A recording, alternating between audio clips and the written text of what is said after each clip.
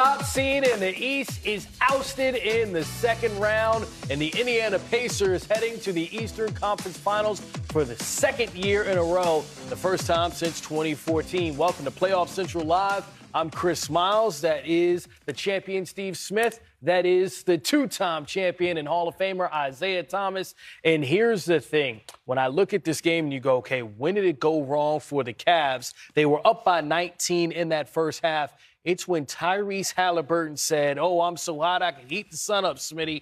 5 for 5 from three-point range in the second quarter, 15 points, and took all that momentum away from Cleveland. No, Isaiah said it at the beginning in the pregame. He understands pace. What I love about him, Isaiah, he can just get off the basketball, let everybody play, and then he finds his moments. And, boy, when he gets his moments going, he is trying to step on your neck, and he's trying to make sure you don't get back up. If you see right here, is too much space. We talked about playing defense where you can touch. No one's to touch. So he's getting a chance to play with it, and he's going to have you going zig and zag, and next thing you know, he starts shooting them rainbows, and booyah! Next thing you know, no one's there. How can you forget where Tyrese Halliburton is? Too much space again. He gets off of it. I love it. Now that little screen flare. Next thing you know, one more time again. Booyah! He is having Rainbow. his way. Chris Miles, love this. Somebody has to be there. Now he catches it. Jared Allen throws it, gets off of it again. How can nobody understand to be able to stay attached with him? Pump fake, shoots it again. Meow, boom. Then one more time, Tyrese Halliburton was rolling from behind the three-point line. But also, Isaiah, there was a couple plays we were watching. He ran a pick and roll near the half court, knowing they were going to double, to get it to Siakam so he can have full speed going downhill. Who takes the ball to the coffee corner at half court and runs a pick and roll, and you go double? Yeah, I mean, his intellect for the game is on another level. And, you know, at the start of the game, Smitty, when he walked in, I said, you know, he walking in like Caitlin Clark, right? Now, real talk, right? The way he played the game tonight, this is a Caitlin Clark kind of game. He spread at the floor, right? He knocked down the three.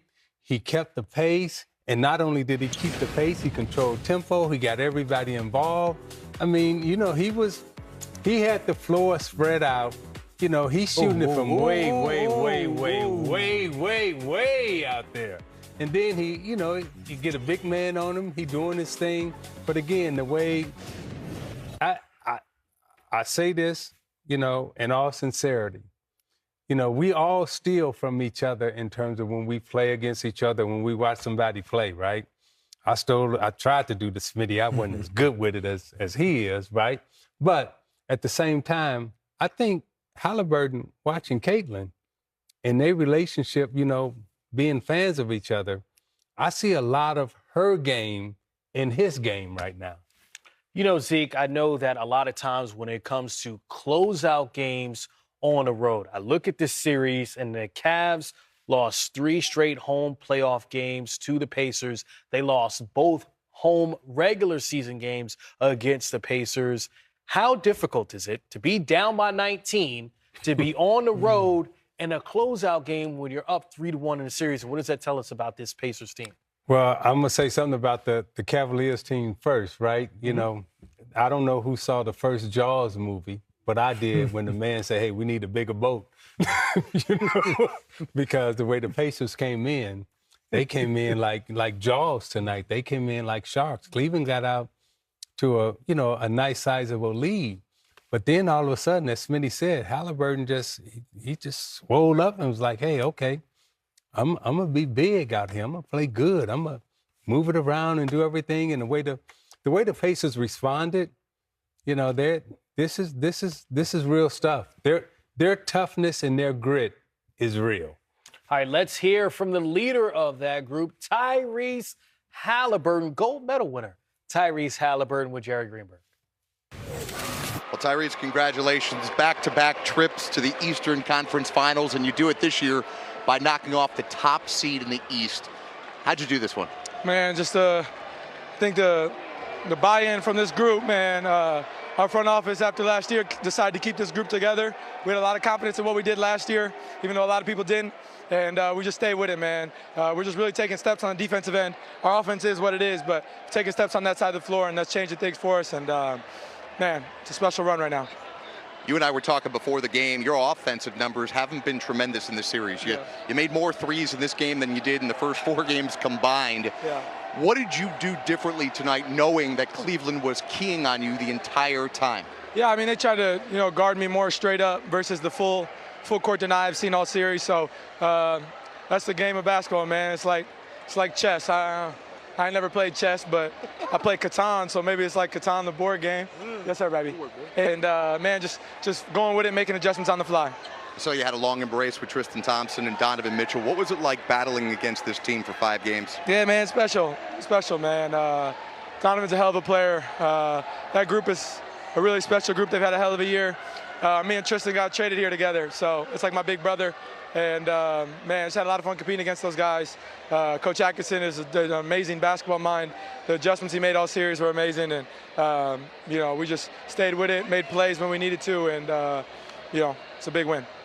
You've had a lot of people this year question you as a player, question this team's validity making it to the Eastern Conference Final last year.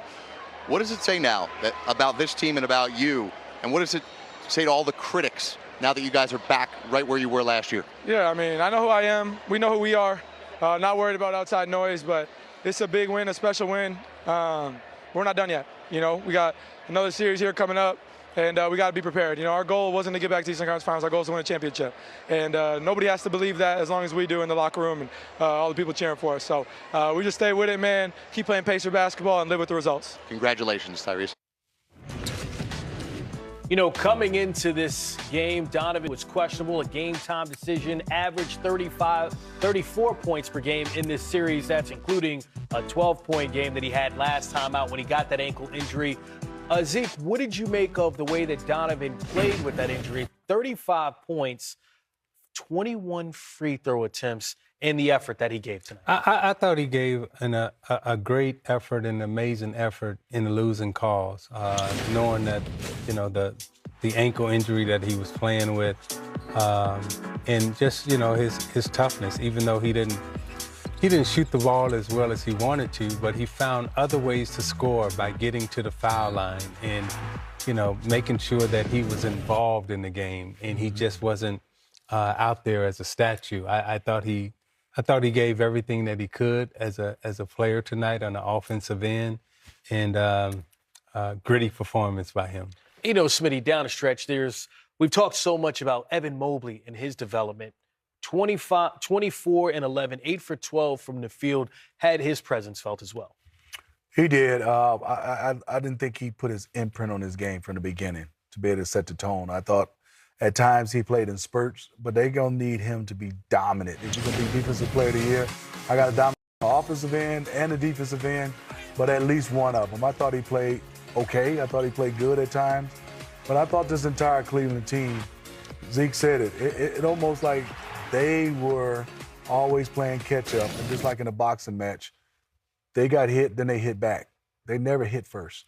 And when I hear that, Smitty, I'm looking at the fourth quarter box score. Mm-hmm. Donovan Mitchell, 16 points in the fourth, really the Cav player that produced. When I look at the Indiana Pacers, Andrew Nembhard, 9 points in the fourth, Tyrese 7, Miles Turner 7. Zeke, it seemed as if when the game was tough in the final quarter, the Pacers had more guys who were showing up they could rely on. The Pacers had more guys doing what they know how to do, what they do best, right? And Cleveland is a team, and we're watching this throughout the playoffs, right? This was a analytical-based team. We're going to shoot a lot of threes, and tonight they're 9 of 35 from the three-point line. And, in a closeout game, you got to find other ways to score. Tensions and emotions are high, and like any normal human being, when you start missing shots, hey, your three ain't all of a sudden going to get hot. And that's what happened to them tonight. This was a game they definitely should have won at home. They're a good enough basketball team that they should have won this game at home. Now, maybe go to Indiana, you may not be able to close it out. But 9 for 35 at home from the three-point line, you got to give credit to Indiana, but also Cleveland came up short on their basketball philosophy and how they go about winning games. This is what failed them tonight. their philosophical beliefs in the three-point line, 9 of 35. And to your point, for Indiana, they started 1 for 8 from three-point range, shot over 50% throughout the rest of the game, and truly was a deciding factor. Pacers coming back and eliminating the Cleveland.